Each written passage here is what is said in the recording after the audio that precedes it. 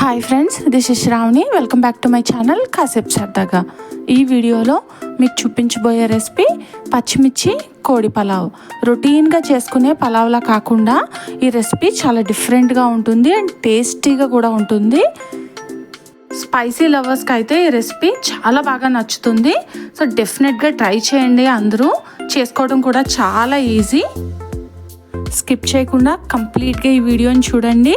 నా ఛానల్ని సబ్స్క్రైబ్ చేసుకోవడం మర్చిపోకండి. రెసిపీని స్టార్ట్ చేద్దామా? సో ఫస్ట్ ఒక మిక్సీ జార్ని తీసుకొని ఇందులో నీట్గా క్లీన్ చేసుకున్న ఒక గుప్పెడు పుదీనాను వేసుకోవాలి.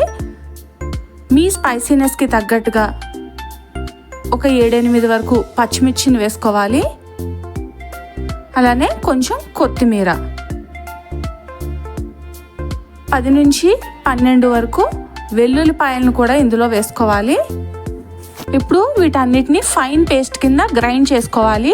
చూడండి, ఇలా పేస్ట్ చేసుకుని రెడీగా పెట్టుకున్న తర్వాత ఇప్పుడు ఒక ప్యాన్ పెట్టుకొని ఇందులో కొంచెం ఆయిల్ వేసుకోవాలి. నేను మస్టర్డ్ ఆయిల్ని యూజ్ చేస్తున్నాను ఈ రెసిపీకి. ఆయిల్ కొంచెం ఎక్కువ వేసుకోవాలి. ఇప్పుడు ఆయిల్ హీట్ అయిన తర్వాత ఇందులో ఫస్ట్ హోల్ గ్రెయిన్ మసాలాలను వేసుకోవాలి. ఇవి కొంచెం ఫ్రై అయిన తర్వాత కట్ చేసి పెట్టుకున్న ఆనియన్స్ని వేసుకోవాలి.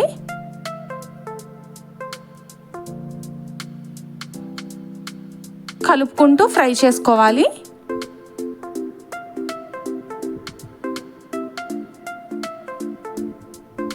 ఇవి కొంచెం ఫ్రై అయిన తర్వాత ఇందులో 1 స్పూన్ జింజర్ గార్లిక్ పేస్ట్ని కూడా వేసుకోవాలి.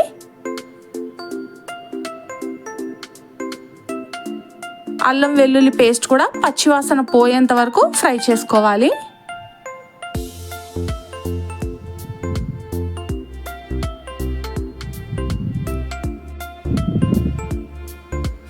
ఇది కూడా ఫ్రై అయిన తర్వాత ఇందులో మనం ఆల్రెడీ పచ్చిమిర్చి పేస్ట్ని రెడీగా పెట్టుకున్నాం కదా, దాన్ని ఇందులో వేసేసుకుని బాగా మిక్స్ చేసుకోవాలి.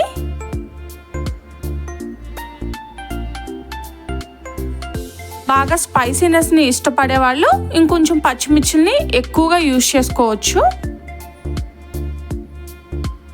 ఒకసారి బాగా మిక్స్ చేసుకుని మూత పెట్టి 2 to 3 minutes ఫ్రై అవ్వాలి. ఇలా కొంచెం ఆయిల్ సెపరేట్ అవుతుంది అన్నప్పుడు ఇందులో కొంచెం పసుపు, టేస్ట్కి సరిపడా సాల్ట్ని యాడ్ చేసుకుని మిక్స్ చేసుకోవాలి.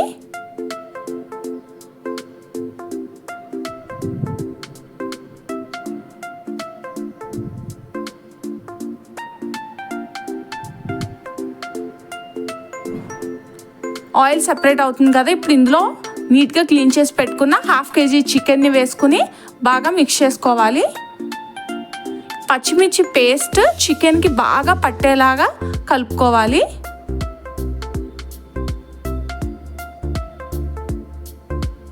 మూత పెట్టేసి మధ్య మధ్యలో కలుపుకుంటూ చికెన్ 60 to 70% కుక్ అయిపోయే వరకు ఫ్రై చేసుకోవాలి. చూడండి, ఇలా చికెన్ బాగా ఫ్రై అయిపోవాలి. ఇప్పుడు ఇందులో 1/2 లెమన్ని స్క్వీజ్ చేసేసుకోవాలి.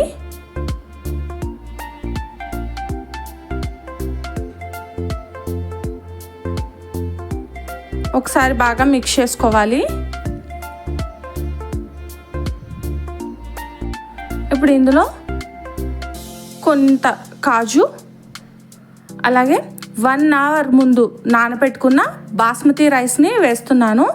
మీ దగ్గర బాస్మతి రైస్ కనుక అవైలబిలిటీ లేకపోతే మీరు నార్మల్ రైస్తో కూడా చేసుకోవచ్చు.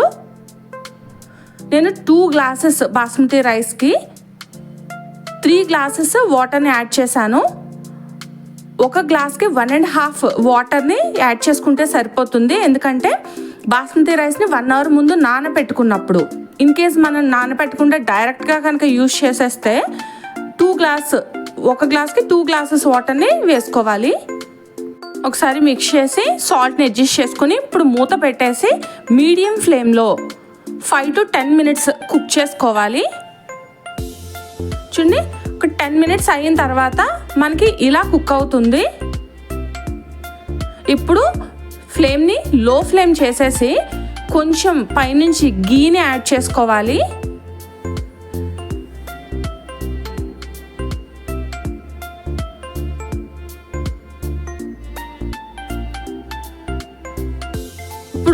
మూత పెట్టేసి మరొక 10 మినిట్స్ ఇలానే కుక్ చేసుకోవాలి.